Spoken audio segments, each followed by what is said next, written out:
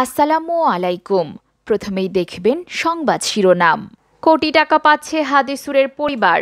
নিত্যপণ্য কিনতে ১ কোটি মানুষকে বিশেষ কার্ড দেওয়া হবে বললেন প্রধানমন্ত্রী। শুরু হলো ইসলামী শাসন ব্যবস্থা, ফেসবুকে বক্তব্য ভাইরাল। জরিমানা গুনতে হলো প্রতিবাদী সেই রুশ সাংবাদিককে।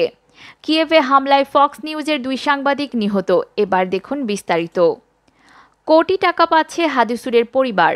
ইউক্রেনের রকেট হামলায় নিহত হাদিসুর রহমানের আরিফের পরিবারে প্রায় ১ কোটি টাকা সহায়তার ঘোষণা দিয়েছে শিপিং কর্পোরেশন। সকালে বাংলাদেশ শিপিং কর্পোরেশনের মহাব্যবস্থাপক ক্যাপ্টেন আবু সুফিয়ান এই তথ্য নিশ্চিত করেছেন। জানা গেছে, ঢাকা থেকে সোমবার ১৪ মার্চ রাত 10:45টার দিকে হাদিসুরের মরদেহ বরগুনার বেতাগী থানায় হোসনাবাদ গ্রামে পৌঁছার সঙ্গে সঙ্গে স্বজনদের আহাজারিতে ভারী হয়ে ওঠে পরিবেশ। পরে মঙ্গলবার সকাল 10:15টায় জানাজা শেষে বরগুনার বেতাগীতে পারিবারিক কবরস্থানে দাদা দাদির পাশে চিরনিদ্রায় শায়িত হন হাদিসুর। ক্যাপ্টেন আবু সুফিয়ান বলেন, আমরা হাদিসুরের পরিবারকে ১ কোটি টাকা প্রণোদনা দেওয়ার কথা ভাবছি। আশা করি এটা করা সম্ভব হবে। উল্লেখ্য, গত ২৪শে ফেব্রুয়ারি থেকে ইউক্রেনের যুদ্ধ শুরু হলে অলিভিয়া বন্দরের বাণিজ্যিক কার্যক্রম স্থগিত হয়ে যায়। জাহাজটি ২৯ জন নাবিক ও ক্রু নিয়ে সেখানে নোঙর করা অবস্থায় আটকে পড়ে। এরপরে গত ২রা মার্চ ইউক্রেনে বাংলাদেশ সময় রাত ৯টা ২৫ বাংলাদেশের পতাকাবাহী জাহাজ বাংলার সমৃদ্ধিতে রকেট হামলা হয়। এতে জাহাজটিতে আগুন ধরে যায়। এ সময় নিহত হন বাংলার সমৃদ্ধি জাহাজের 3rd ইঞ্জিনিয়ার হাদিসুর রহমান। অপরদিকে নিত্যপণ্য কিনতে ১ কোটি মানুষকে বিশেষ কার্ড দেওয়া হবে বললেন প্রধানমন্ত্রী। প্রধানমন্ত্রী শেখ হাসিনা বলেছেন, কম দামে নিত্য প্রয়োজনীয় পণ্য কিনতে ১ কোটি মানুষকে বিশেষ কার্ড প্রদান করা হবে। তিনি বলেন, তার সরকার দ্রব্যমূল্যের ঊর্ধ্বগতি নিয়ন্ত্রণে আনতে বিভিন্ন পদক্ষেপ নিয়েছে। শেখ হাসিনা বলেন, আমরা ১ কোটি মানুষকে টার্গেট করেছি।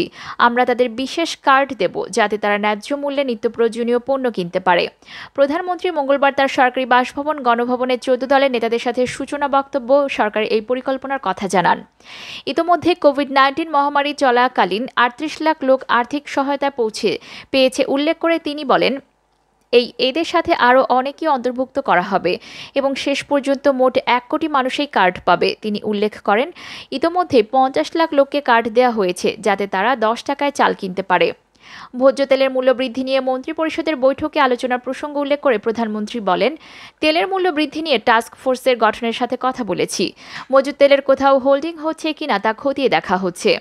সরকার প্রধান বলেন, ভোজ্য তেলের ভ্যাট কমিয়ে দেওয়া বা একটু সমন্বয় করে দেওয়ার নির্দেশ দিয়েছি যাতে রমজান মাসে কোনো সমস্যা না হয়। কিন্তু আন্তর্জাতিক বাজারে মূল্য বৃদ্ধি হলে তখন আর খুব বেশি করার কিছু থাকে না, তখন একটু কম্প্রোমাইজ করতেই হয় বলেন তিনি।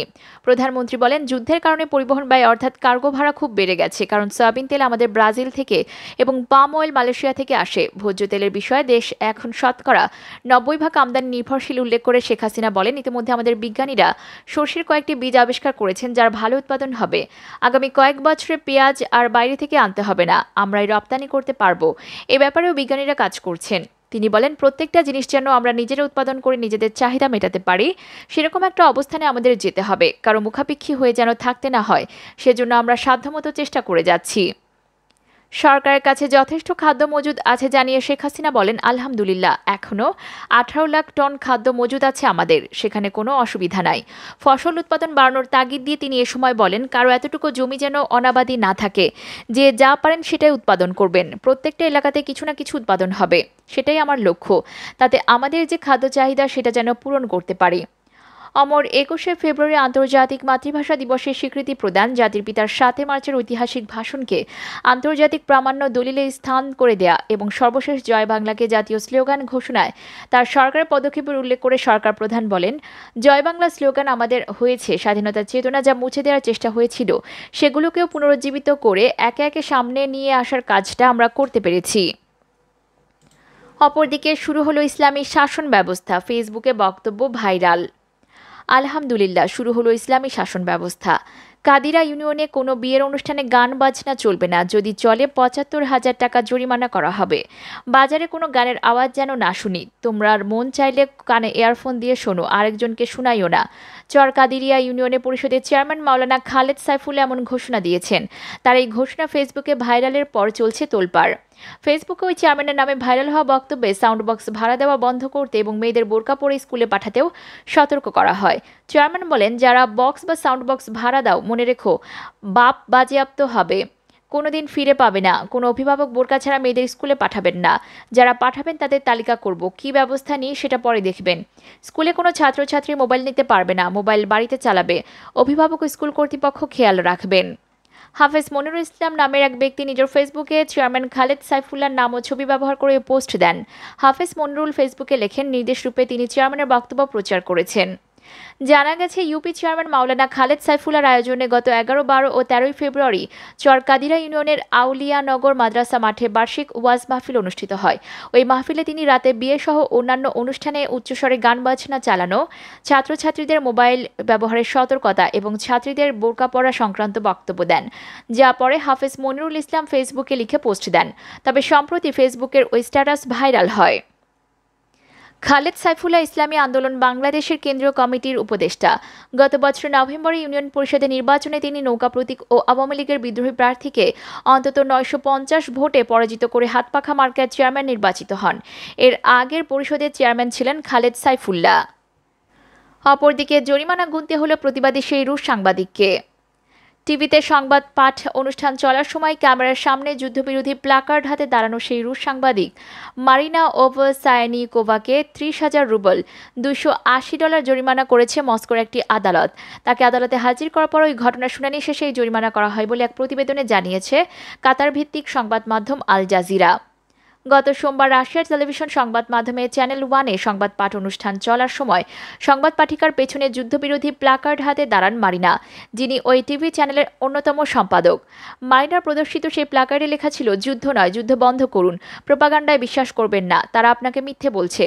মুহূর্তের মধ্যেই সেই ভিডিও ক্লিপ সামাজিক যোগাযোগ মাধ্যমে ছড়িয়ে পড়ে। এ ঘটনায় মারিনার বিরুদ্ধে আনঅথরাইজড পাবলিক ইভেন্ট আয়োজনের অভিযোগ আনা হয়।